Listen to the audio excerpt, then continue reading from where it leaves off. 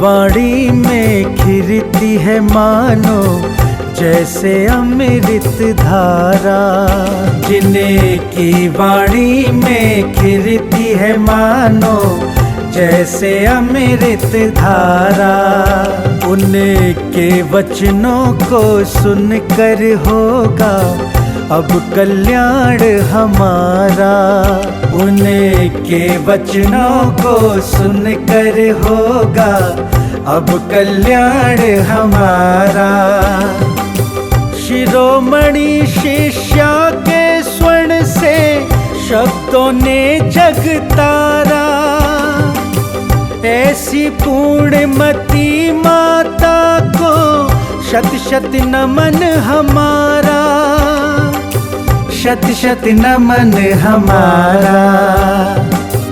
पूर्णमती माता तुम सा ना जग में कोई सहारा। पूर्णमती माता तुम सा ना जग में कोई सहारा। जिन वाणी चैनल कहता है धन्य है भाग्य हमारा। धन्य है भाग्य हमारा।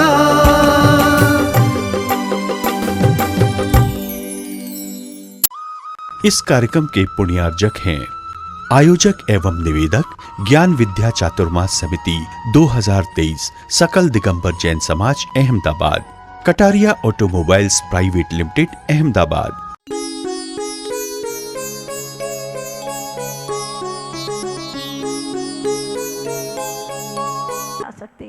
तो ठीक है, गुरुजी ने कहा श्वान का बना दो, श्वान का बना दो, कुत्ते का बना दो। सारे बच्चों ने कहा वो नहीं बना सकते।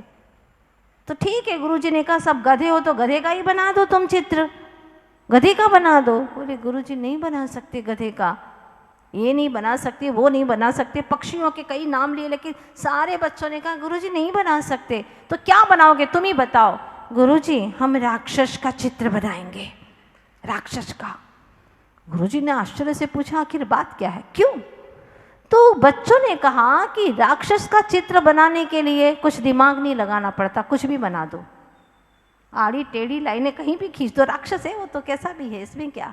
लेकिन बिल्ली का, हाँ वो तो हम नहीं बना सकते क्योंकि उसको वैसा दिखाना पड़ेगा। राक्षस कैसा है, बस कैसा भी है, कुछ भी बना दो, राक्षस तो राक्षस ही है, उसका कोई चेहरा एक नियत थोड़ी ना है, राक्षस बना देंगे। बात समझने जैसी है। वीतरागता के लिए अभ्यास की आवश्यकता है, राग द्वेष में जीने के लिए कोई अभ्यास की आवश्यकता नहीं है। कैसे भी जी लो, राग द्वेष से संसार भरा पड़ा है। लेकिन वितरागता की अनुभूति के लिए, परमानंद की अनुभूति के लिए, निज शुद्ध आत्म तत्व की अनुभूति के लिए शांति चाहिए, उपयोग की एकाग्रता चाहिए, जो आज तक यह जीव नहीं कर पाया। कुंद कुंद स्वामी क्या कहते हैं, उस बियावान जंगलों में बैठ करके क्या गाथा लिखते हैं, सुनिएगा। एयत्तनिच्छयोगो समो, क्या प्यारी सी बात कही है। एयत्तनिच्छयगो समो सवथ सुंदरो लोए बंध कहायते तीर्ण विसंवादिनी होदी। क्या बात कही है। जहाँ बंध की कथाओं से एकत्व होगा, जहाँ पर द्रव्यों से संबंध होगा, तीर्ण विसंवादिनी होगी, उसे विसंवाद ही होने वाला है। आप लोग उदाहरण में बोलते हैं ना, देखो 4 बर्तन हैं तो बोलो ना, बजते ही है भैया, 4 बर्तन है तो बजेंगे ही। हाँ, घर में इतने लोग हैं तो कुछ तो आवाज़ें आएगी ही आएगी। क्या मतलब है, जितना पर से संबंध करोगे उतना ही विसंवाद होगा, और जितना पर से संबंध तोड़ दोगे, एक अकेले हो जाओगे, आत्म संवाद होगा, निज परमात्मा से संवाद होने वाला है। फिर कर्म तो बांध दिए, अब भोगने की बारी आती है। मैंने क्यों ऐसा क्या किया था, अब तो भोगना ही पड़ेगा। कर्म तो बहुत तेजी से बांध दिए और माला हल्की फुल्की बिना भाव की फेर रहा है तो कैसे तेरा काम होने वाला है? बहुत मुश्किल है। गुजराती में कहावत है ने, कर्म होय काळा तो शू करिए माड़ा, कर्म होय काळा तो शू करिए माड़ा, कर्યું હોય એ તો ભોગવવું પડે ના વાલા, જો કર્યું હોય એ તો ભોગવવું જ પડે વાલા। એટલે કર્મ કાળા જો કર્યા છે એને ઉજળા कर, हाँ उसको सफेद कर, जो पाप थे उसको पुण्य में संक्रमित कर, फिर उसका सारा सत्ता से ही विनाश कर दे। आचार्य भगवान यही कहते हैं, जितना जितना बंद करोगे। अज्ञानी को बड़ा मजा आता है। हाँ, आज हमारे 4 मित्र ऐसे बने, बहुत बड़े बड़े मित्र, वक्त मौके पर बहुत काम में आएंगे। उनका चला के फोन आया आज मेरे पास में, तेरे भीतर का पुण्य नहीं है बेटा तो ये कुछ काम करने वाले नहीं है। ये मित्र आज दिखाई देने तुझे ऐसे गफले में फंसा देंगे कि तू उबर ही नहीं पाएगा। इसलिए भीतर का पहले पवित्र कर। भीतर का मीत है तेरा, पुण्य कर्म है मीत तेरा, और प्रभु है मीत तेरा।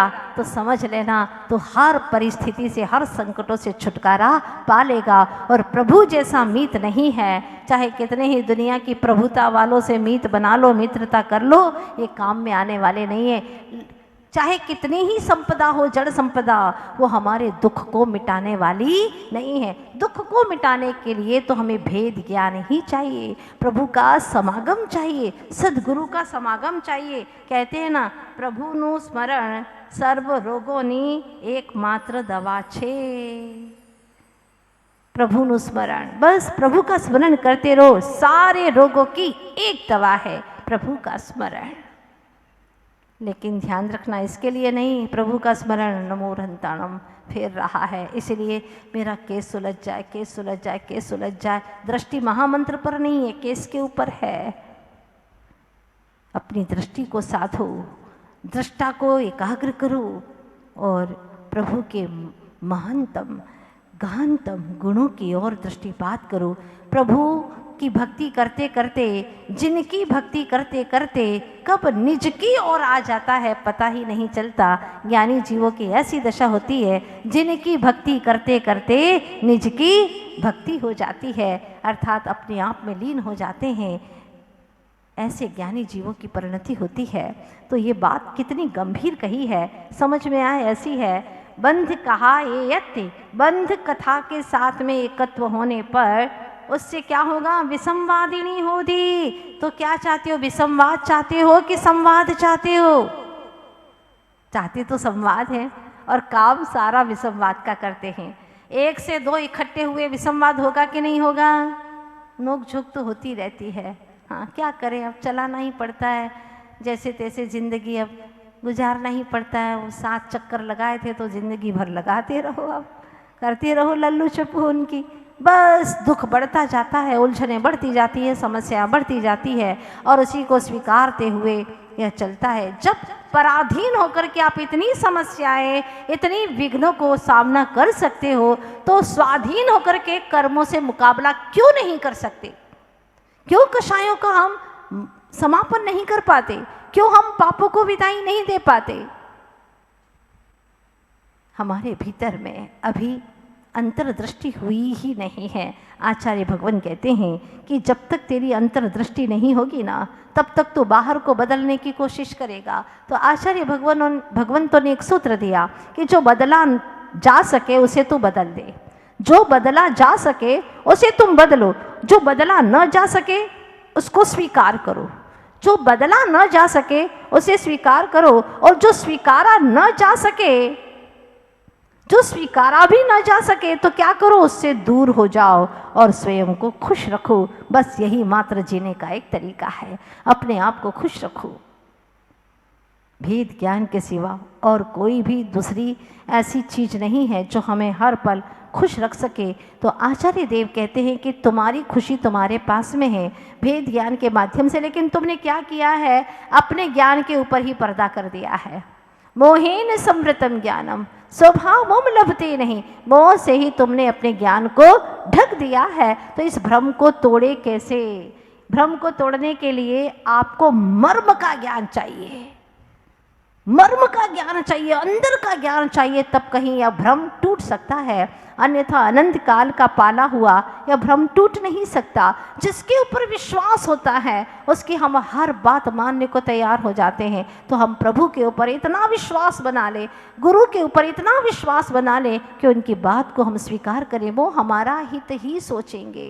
संसार में और कोई रिश्ते नाते मेरा हित सोचे न सोचे, लेकिन गुरु मेरे लिए हितकारी हैं, वो मुझे भगवान बनाना चाहते हैं। ऐसा विश्वास करें, ऐसा श्रद्धान करें जैसे एक वैद्य वनस्पति को एकत्रित करके उसकी परम दिव्य औषधि बनाना चाहता था, लेकिन वह वनस्पति बहुत गहराई में खाई में थी। अब सोच रहा था कि खाई में कैसे जाऊं, कैसे करूं कि यह दिव्य औषधि के लिए मुझे वनस्पति मिल सके। उसने अपने बेटे को तैयार किया, बेटा मैं तुझे उस खाई में भेजूंगा रस्सी से बांध करके। बताओ पिताजी फिर क्या करना है? फिर तुमको जैसे ही मैं उस खाई में उतारूंगा, लगभग 150 फीट की गहरी खाई है, उसमें तुम्हें उतारूंगा बियावान जंगल के अंदर। पिताजी आप तो बोलते जाओ, फिर क्या करना है? कुछ नहीं बेटा, फिर मैं जैसे तुम्हें उतारूंगा तुम रस्सी खोल देना, और रस्सी खोलने के बाद में जो वहाँ पर वनस्पति है उसको तुम इकट्ठी करके उसमें बांध करके रस्सी में बस छोड़ देना। फिर पिताजी बस मैं ऊपर ले लूँगा और फिर दोबारा। उसने ये नहीं कहा कि फिर मैं क्या करूँगा, नहीं, उसे पता है कि पिता है ना, वो मेरे बारे में अच्छा ही सोचेगा। उसने कहा पिताजी ठीक है। फिर पिता ने कहा और आगे नहीं पूछेगा? क्या पूछना पिताजी, आप तो है ना सब कुछ करने वाले, तो मुझे पूछने की क्या ज़रूरत है? तो बेटा मैं दोबारा फिर रस्सी डालूंगा, फिर तू अपने कमर में रस्सी बांधना और मैं तुझे ऊपर की तरफ खींच लूँगा। बात हो गई। बच्चे को कमर से रस्सी बांध करके भीतर की ओर डाल दिया। वो चला जा रहा है, चला जा रहा है बिल्कुल निश्चिंतता से, क्योंकि रस्सी किसके हाथ में है? पिता के हाथ में। जब तक मेरी रस्सी, मेरी जीवन की डोर मेरे गुरु विद्यासागर जी महाराज के हाथों में है, मैं निश्चिंत हूँ, बिल्कुल निश्चिंत हूँ, क्योंकि मेरे गुरु परम हितकारी गुरु वो मेरा हित ही चाहेंगे। मैंने क्या दिया उन्हें? कुछ नहीं दिया, क्योंकि मेरे पास में देने के लिए उन जैसे महान आत्माओं को कुछ है ही नहीं, ना कुछ, तुच्छ हूँ मैं। क्या है मेरे पास में? न वचन है, न कोई ऐसा ज्ञान है, न वो चारित्र है कि जो मैं गुरु को अर्पण कर सकूं। वो तो सम्यक दर्शन, ज्ञान और चारित्र की त्रिवेणी में जीने वाले हैं, रत्नत्रय के धनी हैं। फिर भी उन्होंने मुझ जैसे पतित को आवाज़ दी, मुझे बुलाया और मेरा हित चाहा। मुझे कहा कि मैं आवाज़ दूंगा, तुम चलते रहना, चलते रहना जब तक तुम्हें मंजिल न मिले। जिस दिन गुरुदेव ने कहा मुझे विश्वास हो गया, अब गुरु ने स्वयं चाहा है, मेरा हित चाहा है, और वो मेरा हित अवश्य करेंगे। बस मैं तो समर्पित होकर के चलती गई, चलती गई, चलती गई, और आज तक का दिन है। गुरुदेव ने ऐसे ऐसे दिव्य दर्शन कराए, ऐसे ऐसे दिव्य दर्शन कराए। ये सब गुरु की महिमा है। इसीलिए हम गाते हैं, गुरु की महिमा वर्णी न जाए, गुरु नाम जपो मन वचन गाए। भीतर से चाहिए ऐसा समर्पण, अहंकार में मैं कुछ हूँ, तुम्हारा धन, तुम्हारी दौलत, तुम्हारा रूप, तुम्हारा सौंदर्य, तुम्हारी प्रसिद्धि, तुम्हारी ख्याति, सब कुछ भी काम की नहीं है। एक श्रद्धा इतनी अनमोल है, जो एक श्रद्धा पतित को पावन बना देती है, पशु को परमेश्वर बना देती है। इतनी सामर्थ्य है श्रद्धा के अंदर। इसलिए अपनी श्रद्धा को उद्घाटित करूं। गुरु जैसा दुनिया में कोई महान व्यक्तित्व नहीं होता, जो हमें प्रभु से मिला देते हैं, निज प्रभु से मिला देते हैं। वो सामर्थ्य मात्र गुरु की होती है। और वह बालक, वह पुत्र, युवा पुत्र जैसा पिता कहता गया, करता गया, नीचे गया, सारी वनस्पति को बांधा, और इसके बाद में फिर पिता ने रस्सी डाली, कमर में बांधी, ऊपर आ गया। कितनी सहजता से पिता ने ऊपर आने के बाद में पूछा, वत्स तुम्हारे मन में एक बार भी ये विचार नहीं आया कि कहीं तुम्हें डर तो नहीं लगा? इतनी अथाह खाई के अंदर, इतनी गहरी खाई के अंदर मैंने तुम्हें डाला था। नहीं पिताश्री, ये तो प्रश्न ही नहीं उठा। क्यों बेटा? पिताजी आपके हाथ में रस्सी है, तो मैं गिर ही नहीं सकता। मैं तो बिल्कुल निश्चिंत था, जैसे कि धरती पर चलता हूँ ऐसे ही निश्चिंतता से चल रहा था। जैसे श्वासें लेते हैं सहजता से, ऐसे ही सहजता से मैं श्वास की भांति ऊपर आ रहा था। वाह बेटा वाह, काश ऐसा ही हमारा विश्वास, ऐसी ही श्रद्धा जिन शासन के ऊपर हो जाए तो समझ लेना तुम्हारा उद्धार हो ही गया है। 1 या 2 भव शेष रहेंगे और संसार से मुक्ति मिल जाएगी। बस श्रद्धा को उद्घाटित करो। आज इतनी ही बात करते हैं और फिर आप सभी लोग जाएंगे आज रैली में, ताकि हम अपने जिन धर्म पर, जिन शासन पर आए हुए संकटों से अपने सारे धार्मिकों को मुक्त करा सके। भीतर की श्रद्धा की भावनाओं के साथ में जो घटना घट गई है उसको हम फिर से ठीक नहीं कर पा रहे हैं, क्योंकि कर नहीं सकते, जो पर्याय चली गई। लेकिन बहुत दुख है, बहुत पीड़ा हमें इस बात की कि इस तरह की घटनाएं कभी ना हो। इसके लिए सशक्त होकर के सारे जैनी भाई, सभी धर्मात्मा जी, आप लोग आगे आकर के ऐसा कुछ करेंगे। मैंने पहले भी कहा था कि अब कुछ करने की आवश्यकता है, खाली बोलने की नहीं, कुछ रचनात्मक कार्य करने की आवश्यकता है, जो कि आप लोग करेंगे। मुझे आशा है अहमदाबाद वासियों से कि आप लोग अवश्य कुछ ऐसा करेंगे जिससे पंचम काल के अंत तक हमारा जिन शासन बना रहे और उसकी प्रभावना होती रहे। चैतन्य चिदानंद धाम, जानन देखन मेरा काम, निज से निज की हो पहचान, लीन रहूं निज में अविराम, हो जाऊं निर्मल निष्काम अनंत। हो चैतन्य चिदानंद धाम मेरा काम, विषय कषाय दुख की खान, आत्मज्ञान सुख शांति निधान, किंतु मोहि वस खोया ज्ञान, बना बिकारी धर अज्ञान। चैतन्य चिदानंद धाम, जानन देखन मेरा काम, पर को निज का करता जान, निज को पर का करता मान, किया नहीं निज का कल्याण, रहते नित्य व्याकुल परिणाम। हो चैतन्य चिदानंद धाम, जानन देखन मेरा काम। समय सारे का करके पान, शुद्धात्म को करूं प्रणाम, प्रकट होय निज आत्म राम, लक्ष्य यही पाऊं शिव धाम।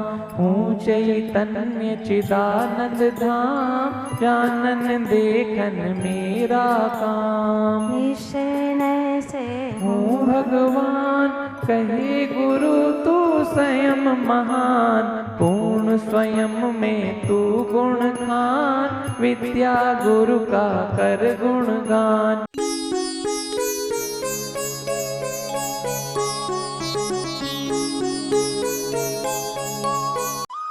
इस कार्यक्रम के पुण्यार्जक थे आयोजक एवं निवेदक ज्ञान विद्या चातुर्मास समिति 2023 सकल दिगंबर जैन समाज Ahmedabad, Kataria automobiles private limited Ahmedabad.